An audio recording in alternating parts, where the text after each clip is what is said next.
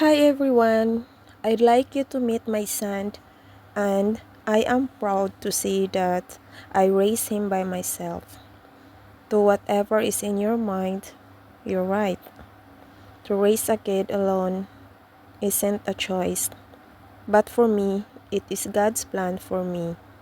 I am just really proud to see him grow like this. Alam niyo, hindi naman gaano kagaling sa school yung anak ko.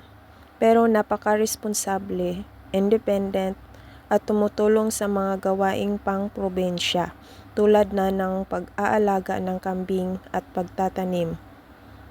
Sinasabi ko sa sarili ko, kaya ko naman pala. At sa lahat ng mga single mom dyan, single dad dyan, tap your shoulder at sabihin nyo sa sarili nyo, kaya ko to. Proud ako sa atin. Diba ang sarap lang sa feeling na nagbubunga lahat ng pinagpagura natin.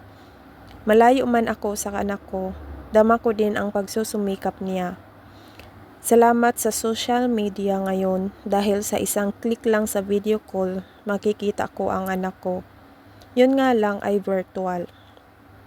Sa mga single mom, dad at OFW na katulad ko, lagi nating tatandaan that there's nothing to be ashamed for. For what?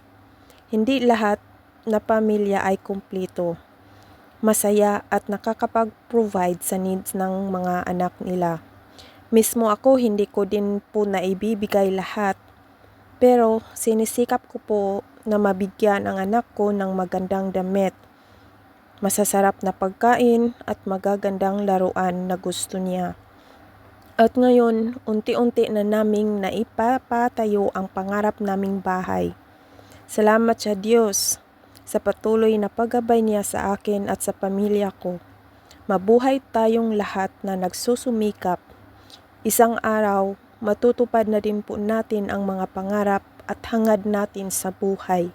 In Jesus' name.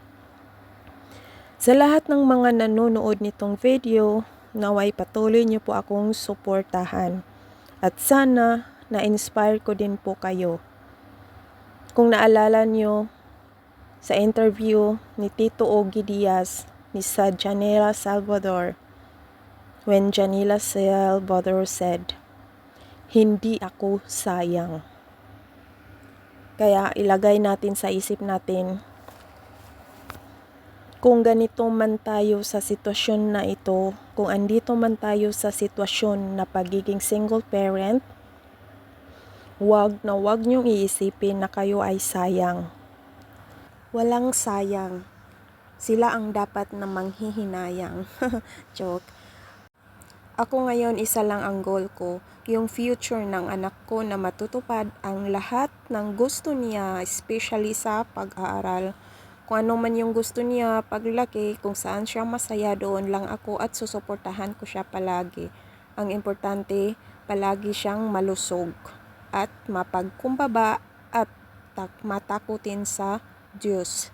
Yun lang ang lagi kong pinaalala sa kanya na wag niyang kalimutan ang pagdasal palagi. Araw-araw magpapasalamat sa lahat ng biyaya na aming natanggap. Amen. Kaya ikaw, laban lang sa hamon ng buhay at dasal. At sa mga OFW na kagaya ko, lakas at tibay ng loob. At malusog palagi kasi yun ang puhunan natin habang andito tayo sa malayo. At dito magtatapos na ang aking pag-voice over. Lahat, thank you. God bless you everyone.